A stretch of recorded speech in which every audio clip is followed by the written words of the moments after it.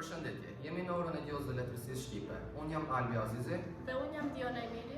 Sot do të flasim për Pjetër Bogdani, ndryshe i njohur si mjeshtri i fjalës dhe shpirtit shqiptar, një udhëheqës fetar dhe kryenngritës që formoi historinë shqiptare në shekullin e 17. Fillimet e tij të para i mori në familjen e tij, më pas vazhdoi në kolegjin Ilirik të Lorentos.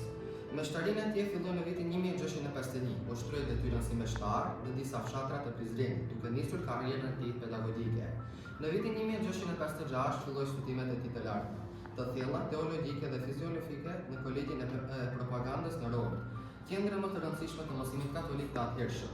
Ndërsa në vitin 1658 filloi karriera e tij fetare, merr titullin doktor dhe gjithashtu emërohet i peshkov, i Shkodrës dhe administrator i Tivarit dhe merr përgjegjësi të rëndësishme fetare.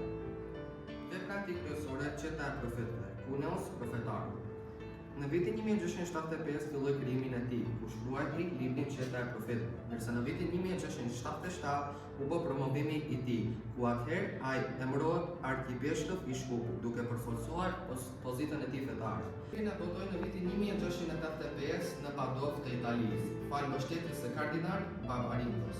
Vepra konsiderohet si një monument i gjuhës shqipe dhe mendimit teologjik të kohës.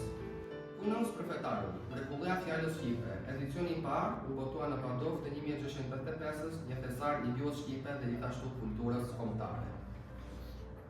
Pjesëmarrja në luftën antiturke. Në vitin 1683, fillimi i luftës turko-austriake, një konflikt që të dështrihej nëpër Ballkan.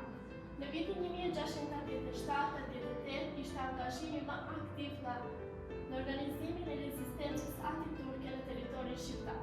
Kurse në vitin 1689 bashkohet me ushtrinë austriake duke i ndajuar 6.000 shqiptarë të marrin pjesë për luftë në liri. Bogdani nuk ishte vetëm një shkrimtar, por edhe një kryenngritës që u ngrit kundër sundimit turk.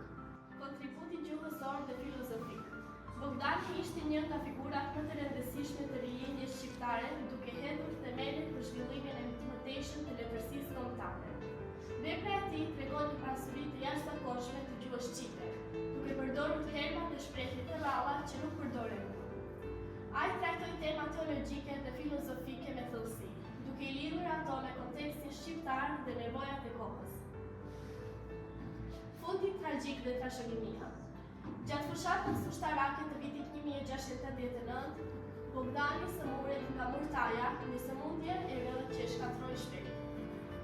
Bogdani vdes në fillim të dhjetorit të vitit 1689 në Prishtinë ku edhe varroset, duke lënë pas një vëshillim të madh për komunitetin shqiptar. Pavarësisht vdekjes së tij, vepra e Pjetër Bogdanit mbetet një themel i qëndrueshëm i letërsisë dhe kulturës shqiptare. Pjetër Bogdani, një figurë e përjetshme. Bogdani ishte udhëheqës fetar që shërbeu me besnikëri komunitetit të tij në kohë të vështira. Ai ishte mendimtar i thellë që synoi të përhapë mësimet fetare dhe filozofike në gjuhën shqipe.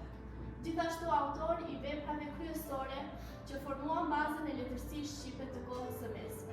Vepra e tij vazhdon të frymëzojë brezat të tërë shqiptar, duke mbajtur si simbol i forcisë, besnikërisë dhe dashurisë për gjuhën dhe kokën.